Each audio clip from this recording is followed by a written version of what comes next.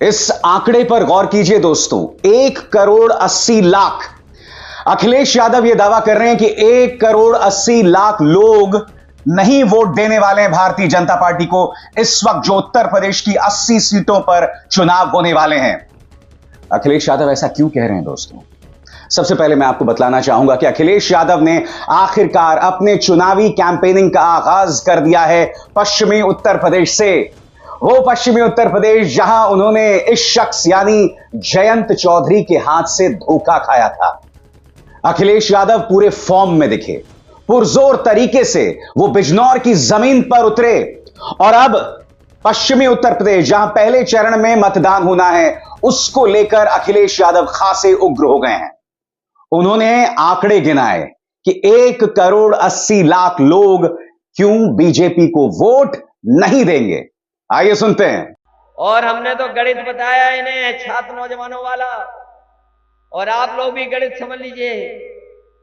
अगर 60 लाख बच्चों की परीक्षा के पेपर लीक हुए हैं तो अगर 60 लाख नौजवान उनके घर परिवार के केवल माता पिता को हम जोड़ लें, 3 लोगों को गिन लें, अगर हम 60 लाख का गुणा हम 3 में कर दें तो 1,80,00,000 बनते हैं। वो यही 1,80,00,000 लोग जो उत्तर प्रदेश में हैं, जिनका परिवार प्रभावित हुआ है केवल परीक्षाओं के पेपर लीक से, और 80 लोकसभा से भाग दे दें तो हर लोकसभा में 2,25,000 वोट कम हुआ है। तो बताओ भारतीय जनता पार्टी कहां से 400 पार कर रही है? जब 80 में 80 हार रही है तो बताओ कहां से 400 पार हो रही है? ये 400 पार नहीं, इस बार किसान और नौजवान मिलकर के इन्हें 400 सीटें हाराने का काम करेगा। ये 400 हारने जा रहे हैं। तो बकौल अखिलेश यादव, ये जो पेपर लीक हुआ है जिसका जिक्र यहां पर वो कर रहे हैं, क्योंकि जिस 1,80,00,000 आंकड़े का जिक्र अखिलेश ने किया है उसकी वजह को समझिए। वो ये कह रहे हैं कि सिर्फ युवा शिकार नहीं हुए हैं, सिर्फ उनके सपने नहीं टूटे हैं, सपने उनके परिवार के टूट गए हैं। क्योंकि जब एक व्यक्ति को नौकरी मिलती है तो वो अपने पूरे परिवार को संजोकर अपने साथ चलता है। इसीलिए अखिलेश यादव इस मुद्दे को उठा रहे हैं और वो कह रहे हैं कि ये हो रहा है, बार बार हो रहा है, क्योंकि भारतीय जनता पार्टी ऐसा होने दे रही है। जब ये युवा सड़क पर प्रदर्शन कर रहे थे तो इन्हीं युवाओं को लाठियों से पीटा गया था लखनऊ में, प्रयागराज में, उत्तर प्रदेश के बड़े बड़े शहरों में।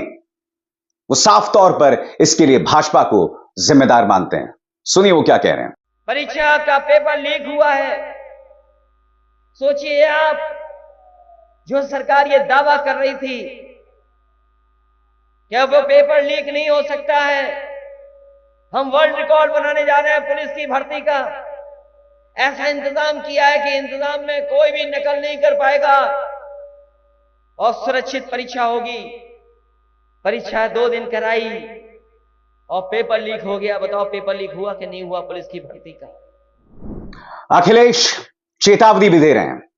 वो कह रहे हैं भाजपा बार बार कह रही है कि हम 400 सीट लेकर आएंगे, अब की बार 400 पार। हालांकि आपको याद होगा बिहार में जब इंडिया गठबंधन की रैली हुई थी तो उस वक्त अखिलेश ने, आपको याद है क्या कहा था, कि 400 पार नहीं 400 कम सीटें हो रही हैं इस बार।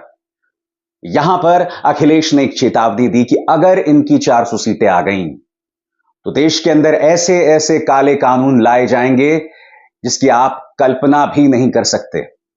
कितना दम है अखिलेश यादव की इस चेतावनी में। आइए सुनते हैं पश्चिमी उत्तर प्रदेश से उन्होंने क्या कहा। सोचिए कभी ये लोग जो 400 पार का नारा दे रहे हैं, अगर 400 जीत गए तो बताओ काले कानून लागू होंगे कि नहीं होंगे? किसान भाइयों ये बताओ आप। अगर 400 जीत गए तो हमारे आपकी खेती, खेत में पैदा होने वाली चीज, जितनी भी फसलें हैं, ये बड़े बड़े उद्योगपतियों के हवाले कर देंगे। और मिसाल के तौर पर दोस्तों वो जिक्र करते हैं किसानों का। याद कीजिए मोदी सरकार किस तरह से 3 कृषि कानून लेकर आई थी। विपक्ष विरोध करता रहा, मगर फिर भी उसे रौंद दिया गया। जी हां, राज्यसभा का जो मंजर था हम आज तक नहीं भूले। और उसके बाद किसान जमीन पर उतरा था। सिंघू और टीकरी बॉर्डर पर 750 किसानों ने अपनी जान गंवा दी थी। अखिलेश यही कह रहे हैं कि जिस तरह से किसानों को लेकर 3 काले कानून लाए गए थे, उसी तरह से भाजपा को अगर ज्यादा सीटें मिल गई तो ऐसे कई कानून लाए जाएंगे किसानों के बारे में। और उन 3 काले कानूनों के बारे में अखिलेश ने क्या कहा, यह सुनते हैं। पूरे देश के किसान दिल्ली में बैठ गए थे, धरने पर थे, सालों साल बैठे रहे। वो अपनी मांग कर रहे थे कि हमें एमएसपी मिलनी चाहिए, एमएसपी के लिए कानून बनना चाहिए। जो 3 काले कानून आए हैं, ये हम 3 काले कानून स्वीकार नहीं कर सकते हैं। आपने वो समय देखा जिस समय फोर्स को आगे कर करके सरकार ने अपनी पूरी ताकत लगा करके सड़कों पर कील लगवा दी, पक्की आरसीसी की बैरिकेडिंग करवा दी, दीवार बनवा दी आरसीसी की, और किसान को वो दिल्ली में अपनी बात कहने के लिए नहीं आने देना चाहते थे।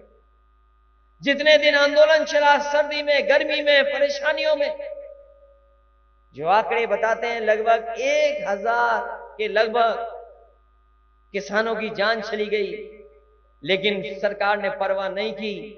लेकिन जैसे ही चुनाव आया, उन्हें पता लगा कि किसान उनके खिलाफ खड़ा है, पूरा पंजाब हरियाणा उनके खिलाफ खड़ा है, पूरे देश का किसान खिलाफ खड़ा है। उन्होंने डर करके 3 काले कानून वापस ले लिए और 3 काले कानून को कहा कि अब नहीं लागू होंगे। और आपको समझना पड़ेगा कि ऐसा वो उत्तर प्रदेश से क्यों कह रहे हैं, खासतौर से पश्चिमी उत्तर प्रदेश से, क्योंकि पहले चरण में यहां वोटिंग पड़नी है। ये ना भूलें कि राकेश टिकैत जो हैं वो पश्चिमी उत्तर प्रदेश से आते हैं। किसान आंदोलन उठा था पश्चिमी उत्तर प्रदेश की ताकत से।